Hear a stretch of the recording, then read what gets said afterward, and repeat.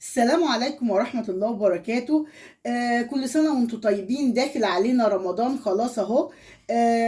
يعني العزومات والحاجات الحلوة ان شاء الله معانا ومعاكم في القناة. هنعمل حلويات كتير تستفيدوا منها ان شاء الله وتعملوها في رمضان. وبدأنا مع بعض اول حاجة النهاردة نعملها حلا حلوة قوي وجميل، ومش هيحتاج معانا لنار ولا اي حاجة.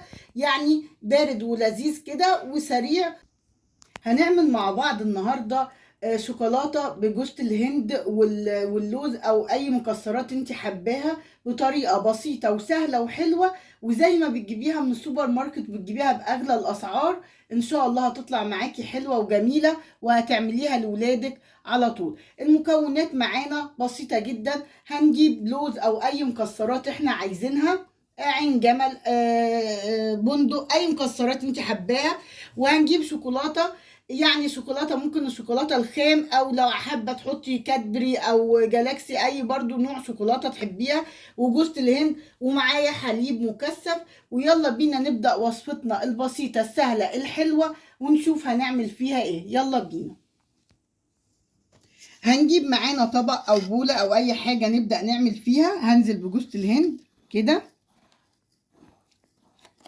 وبعدين انزل معايا بالحليب المكثف عليها كده، وهبدأ هعجنها لحد ما اخلي الخليط كله يمتزج مع بعضيه.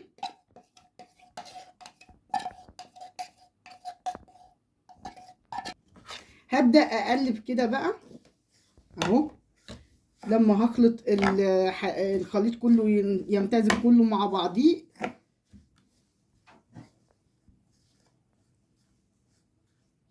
يعني الحليب المكثف مع جوز الهند، يعني هعملها كأنها تبقى زي العجينة كده عشان اقدر اشكلها واعملها معايا كور او اي شكل انت حباه طبعا. اقلب كده.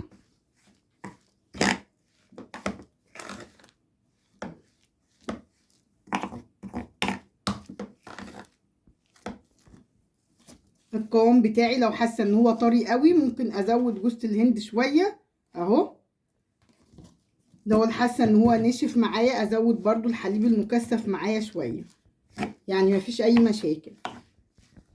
الحلا ده سهل جدا وجميل ولذيذ وحلو قوي، هيعجبكم ان شاء الله اهو.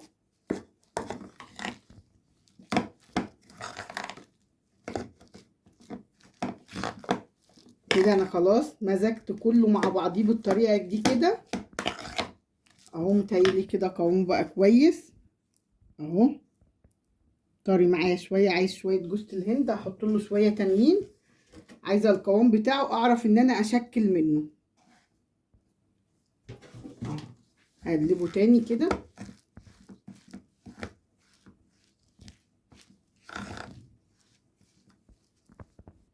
كده خلاص وصلنا للقوام اللي احنا عايزينه اهو. هنبدأ بقى نمسك كده ونكور كده تمام، ونعمل كده ونحط فيها لوزاية او اي طبعا مكسرات زي ما قلنا احنا عايزينها، ونقفلها ونبدأ نكورها تاني بالطريقة دي كده، ولا بتلزق في ايدينا ولا حاجة، عادية اهي تمام. وهحطها هنا كده. ابدأ اعمل معاكم واحدة تانية اهو، برضو ابدأ اكورها كده وافتحها من النص واحط فيها اللوز كده وهقفلها، وابدأ الفها تاني بالطريقة دي كده اهو، واحطها هنا كده. هبدأ اعمل واحدة تانية بسيطة وسهلة خالص. وانتي لو لقيتيها طرية معاكي ممكن تكتري جوز الهند عادي. هي كده قوامها كويس اهو. بحطه في النص كده وهقفلها كده، وابدأ الفها بالراحة كده معايا اهو عشان ما تتفكش مني، وهتبقى معايا بالطريقة دي زي ما انتوا شايفين. اعمل معاكم واحدة تانية عشان تتعلموها. هي سهلة جدا اصلا وطعمها حلو قوي، برغم ان هي سهلة وهتعجبكم جدا. اهو هنقفل كده. ولو انت مش بتحبي المكسرات ممكن تعمليها كده تكوريها عادي من غير مكسرات. تمام. اهو هعمل كل الكمية اللي معايا وبعدين ارجع لكم تاني. خلصت الكمية اللي كانت معايا كلها، هقسمها لنصين. جزء منها بصوا قبل ما احطها في التلاجة همسكها واعملها كده في جوزة الهند كده، زي الشوكولاتة اللي احنا بنجيبها ايه. تمام. شايفين؟ اهو همسكها كده وهعملها كده في جوزة الهند كده.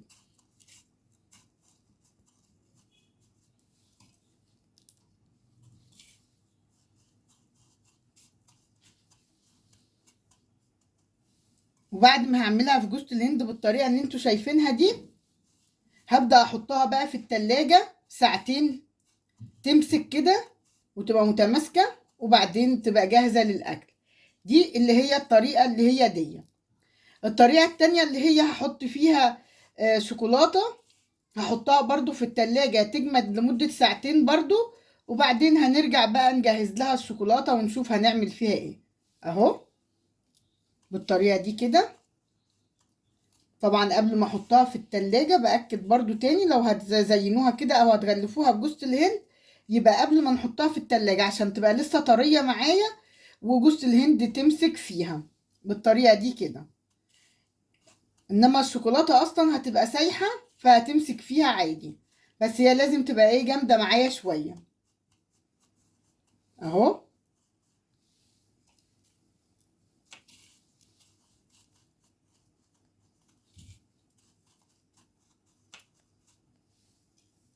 هحطها بقى في التلاجة. كفاية دول بس عشان الولاد عندي بيحبوا الشوكولاتة اكتر، وهحط برضو دول يجمدوا معايا في التلاجة، وبعدين نبدأ نشوف هنعمل فيها ايه بعد ما تطلع لمدة ساعة او ساعتين. في المرحلة دي بقى خلاص انا سبت كده جوز الهند اللي انا عملتها بالحليب المكثف وشكلتها وحطيت جواها اللوز، حطيتها في التلاجة لمدة ساعتين لما جمدت معايا شوية. دلوقتي هبدأ اعمل بقى ايه الشوكولاتة. هبدأ اجيب المية هحطها على النار كده، واجيب اي طبق كده احطه فوقيها كده، هعمل حمام مية سخنة كده للشوكولاتة هسيحها اللي هو ايه كده، واحط الشوكولاتة بالطريقة دي كده. والمية معايا لما هتغلي من تحت هتسخن الطبق ويبدأ الشوكولاتة معايا تسيح.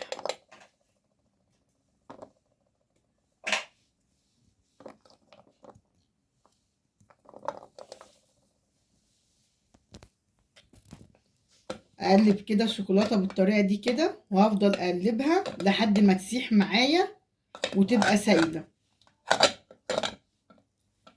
طبعا مش حطها على النار مباشرة زي ما انا قلت لكم، دي مية وبعمل لها ايه يعني زي حمام مية سخن كده، بس حاطة طبق كده، هي البخار بتاع المية بيطلع على الطبق فبيسخنه وبيفكك معايا الشوكولاتة بالطريقة اللي احنا شايفينها دي. هفككها كويس جدا لحد ما تبقى معايا سايلة قوي وتبقى سهلة ان انا اشكل بيها حاجة، وبعدين ارجع لكم تاني. هفككها كويس قوي لحد ما تبقى سائل معايا وتبقى سهلة ان انا اشكل بيها جوز الهند معايا. اهو افضل اقلبها لحد ما كل القطع دي تسيح معايا خالص، وبعدين ارجع لكم تاني. كده خلاص الشوكولاتة معايا بقت سايحة جدا اهي. اهو وبقت جاهزة معايا ان انا اشكل بيها جوز الهند بتاعتي. هبدأ اطفي عليها وهنبدأ نشوف بقى هنشكل ازاي معانا جوز الهند بطريقة بسيطة وسهلة ومش هتبقى صعبة عليكم خالص. معايا بقى ايه جوز الهند اهي، حطيناها في التلاجة جمدت. هنزلها بقى في الشوكولاتة معايا اهو واغلفها بيها اهو. دي طبقة سميكة كده، بعدين ايه اطلعها بالطريقة دي كده، وابدأ بقى ايه اطلعها في الطبق معايا كده اهو. هحطها كده وهغلفها بالشوكولاتة بالطريقة اللي انتوا شايفينها دي اهو. وبعدين ابدأ اطلعها في الطبق.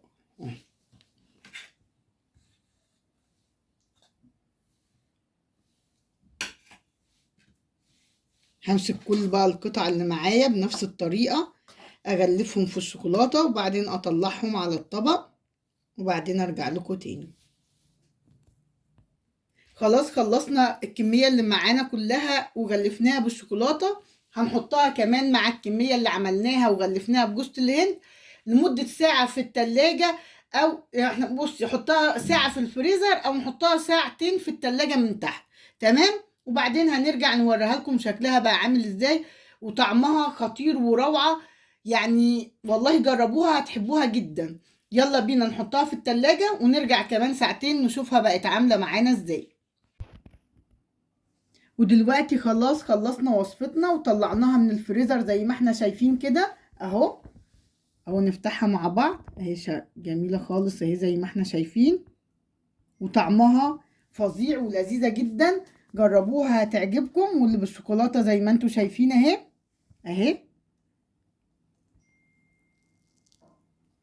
شكلها جميل وطعمها فظيع وحلوة جدا، وهتبقى جميلة جدا في العزومات وهتعجبكم وتشرفكم.